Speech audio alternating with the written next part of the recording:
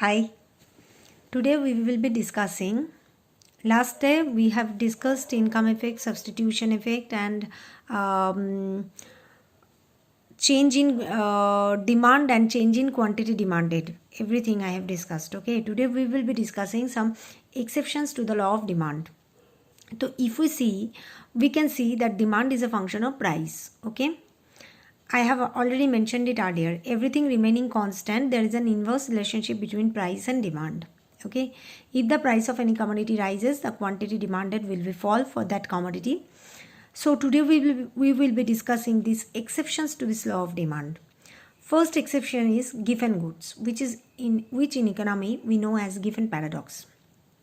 The goods for which the rise in price income effect of that particular goods is greater than the substitution effect, those goods are called the Giffen goods. Let me give you one example. Say bread is cheaper commodity and meat is a costly commodity in a two commodity world. So say suppose the price of bread rises. In this case, Giffen first noticed that poor people are consuming more units of bread rather than meat. Okay, so this is a law of exception to the law of demand, because whenever the price of that particular commodity bread is rising, the quantity demanded should fall. But as there is the substitution, if we know the substitution effect, that if the price of any commodity falls, we have much more income. As income is constant, we are having extra money. We will be substituting this money with another commodity depending on the taste and preference, and either we will be substituting or we will be purchasing more of that particular commodity. So here the substitution effect is not greater than the income effect, because the income falls as the price of bread rises, income falls, but still poor people, as they don't have the capacity to buy meat, they are purchasing more unit of bread. Okay. Price is rising, bread price is rising, but still they don't have any option. They don't have any option to substitute meat instead of bread, or to substitute meat in place of bread, because meat is much more costly commodity. So here the income effect is greater than the substitution effect, and as the price of bread is rising, still they are purchasing more unit of bread. So this is the first exception, where income effect is greater than the substitution effect. Given those goods are called the Giffen goods for rise in price, and Giffen first noticed this paradox. Okay, this is a paradox of demand. Secondly, we are coming that whenever price of any commodity rises, some people think that technology has been improved so that the price is rising.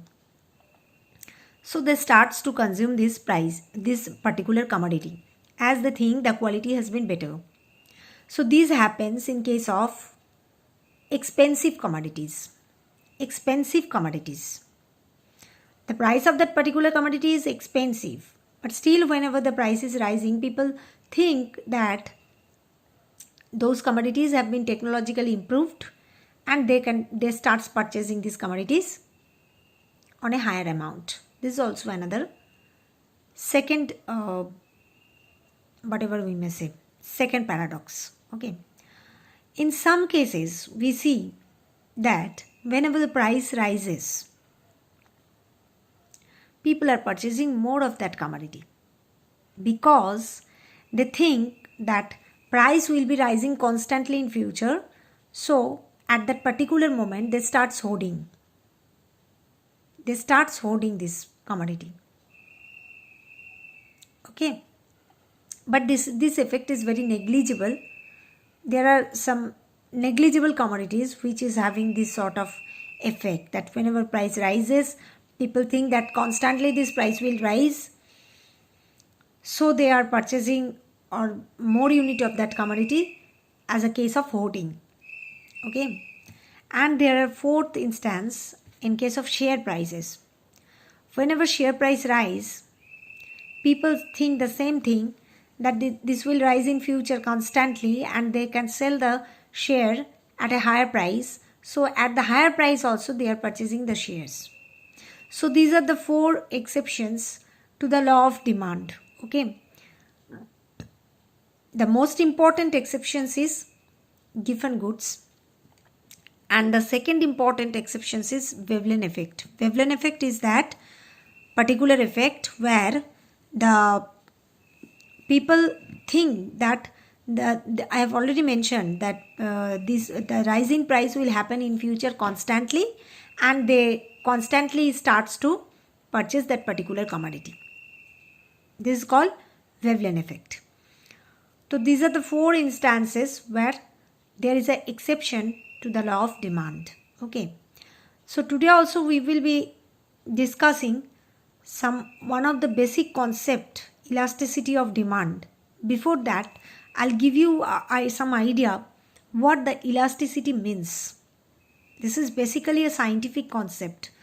So let's do the board work to the next video. Okay. Till then, thank you. Today also I am doing this video for you and will be uploading by tomorrow. Okay. Thank you.